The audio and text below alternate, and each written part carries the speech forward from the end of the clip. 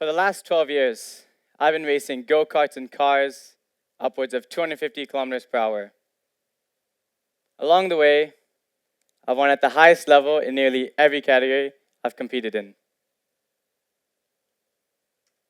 I have more podiums in my first 3 years of Formula Cars than any other Indian before me. And I'm the only Indian to ever win a European karting or Formula Car championship.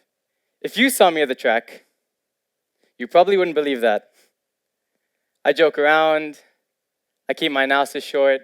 It almost looks careless. But what seems unprofessional was actually the result of years of intentional work. Because I was the exact opposite. If you've ever felt that thinking more would somehow prepare you for the unknown, you know this feeling. Not too long ago, I was an overthinker. And it was quietly undermining my performance. You see, I've always loved racing. When I was younger, I had a very different relationship with the sport. I didn't just want to win, I felt I had to. I would think through every possible scenario before a session. Every little detail in my day became superstitious. What bathroom I went to, what words I said, what chair I sat in, what socks I'd wear. I even believed having fun in between my sessions was distracting and would actually make me slower. I thought this was preparation, but really, it was fear. I remember one specific weekend, World Series karting round 2. I'd won every race that weekend, except the final, which I finished second, but we won't talk about that. 2 weeks later, it's round 3, and I just won my first 2 races on Friday. Now at this point, I'd won 7 out of my last 8 races. On paper, I was nearly perfect. But I still remember getting in bed that night at 10 p.m. like usual, and I couldn't sleep. All I could think about was the next race. What might happen? What could go wrong? How can I avoid my next mistake? I finally fell asleep at 3:30 in the morning. I woke up a few hours later and had 3 races that day. Now the weekend still went well. I even finished on the podium. And for the next 2 years, despite winning races, even championships, I frequently had trouble overthinking and sleeping before races. In fact, every positive result I had fed my tendency to overthink. When conditions were changing, uncertain, and required adaptation, I struggled. My overthinking felt safe like a cage, but it was limiting my potential.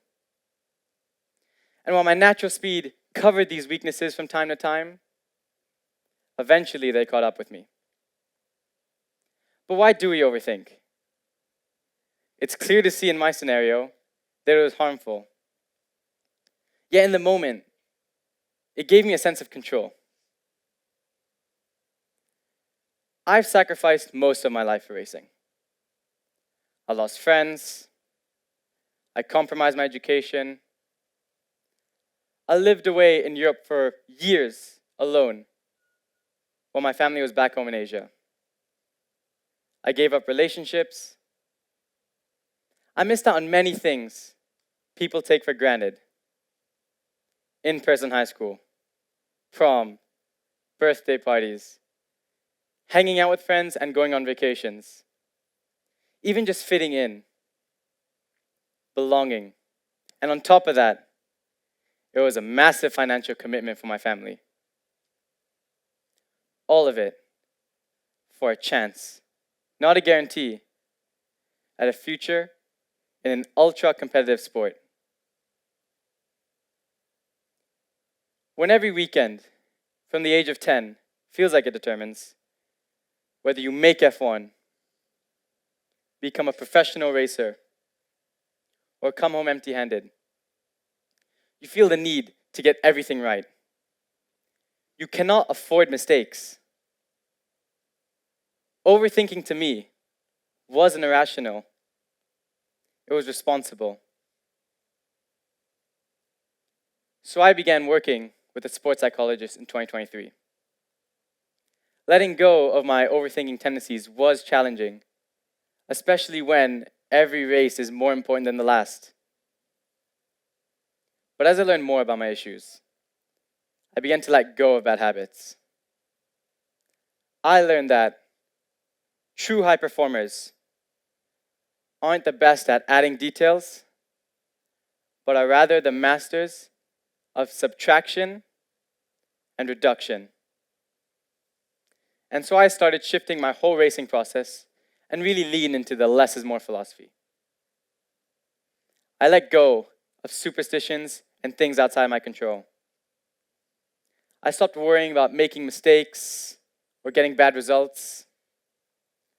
Rather than overanalyzing data and onboard footage for hours, I would look at a few key points, then shut the laptop. I used to try to know and control everything. Eventually, I focused only on what actually made me faster. Now, the fixes weren't overnight. In fact, I'm still working on them. But there were noticeable differences. Rather than letting mistakes define me, I accepted they were just part of the learning process. When conditions were uncertain, I thrived. Driving in the wet was my biggest weakness in racing. In 2025, it was my first pole position. I stopped driving on calculation and started racing on my natural instinct. I started wearing whatever socks I felt like. I spent my free time between sessions laughing with my best racing friends. I slept like a baby at night. Good results felt less like reaching an expectation and more like a genuine success. I didn't begin winning every race, but something more important happened. I'd become free. And while this was mainly around my racing, I was an overthinker in life. What I learned on track applies everywhere, and it can apply to you too. Whether you're a student, a teacher, starting a new job, building a company, preparing for a TED Talk, an aspiring athlete, just hopefully not my competitor, reducing your overthinking can transform the way you perform.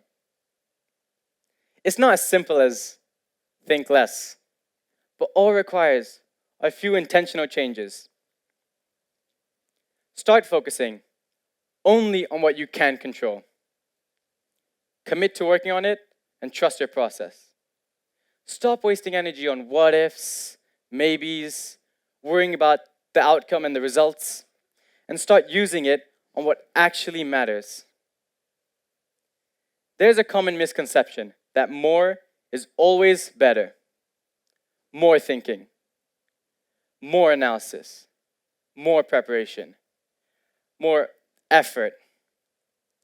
But performance isn't about adding more.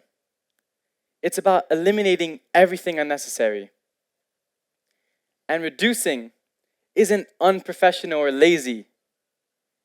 It's intentionally choosing clarity over chaos. And you may discover when you choose clarity, you stop overthinking, you start performing, and you draw out the best version of yourself. Thank you.